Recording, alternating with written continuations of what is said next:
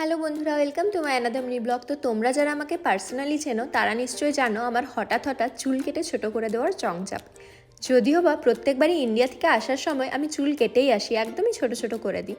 এক বছর সুন্দর চলে যায়, তবে এই ছোট চুলে অভ্যস্ত হয়ে একটুখানি বাড়লেও আজকাল কেটে দিতে ইচ্ছে হয়।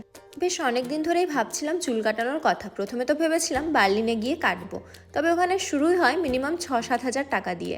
তাই সাহস করে আর বার্লিন যাইনি চুল কাটাতে। আমার অ্যাপার্টমেন্টের একদম নিচেই একটা নতুন স্যালন খুলেছে, আর ওখানে স্টার্টিং প্রাইস ছেলেদের 20 ইউরো আর মেয়েদের 30 ইউরো লেখা রয়েছিল। তাই তো ভাবলাম এখানেই কাটি। আর জানো তো, এখানে মানে জার্মানিতে আমার একবার চুল কাটানোর ইচ্ছে তো ছিলই, তাই ভাবলাম আজ সেই ইচ্ছেটা পূরণ করেই ফেলি। আর শখের দাম তো লাখ টাকা, তাই না? তো যাই হোক, আমি তো চলে এলাম, কিন্তু ব্যাপার হচ্ছে এই মহিলা হচ্ছেন কলম্বিয়া থেকে, ইংলিশ তো একদমই বলেন না, বোঝেনও না, তবে একটু আধটু জার্মান জানেন। আর সত্যি বলতে কি, এতদিন ক্লাস যায়নি বলে আমারও জার্মান ঘেটে হয়ে গেছে। তবে কাজ চলা ওই একটু আধটু পেরে যাই বলে আজ রক্ষে হলো।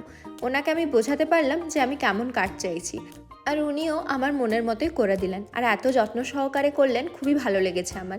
আর দুজনে ওই ভাঙা ভাঙা জার্মানে বেশ গল্পও জুড়েছিলাম। যাই হোক, এই হচ্ছে আমার নিউ হেয়ার কাট। আর কত ইউরো পড়লো সেটা আর বলছি না, কারণ আমার ব্লগগুলো আর কেউ দেখুক আর না দেখুক, আমার বাড়ির লোকজন দেখে কিন্তু। আর এত টাকা দিয়ে চুল কেটেছি জানতে পারলে আমাকে আর আস্ত রাখবে না। যাই হোক, চুল কেটে আমি চলে এলাম সামনের মার্কেটটায়, কিছু জিনিস কেনার ছিল, কিনে নিলাম।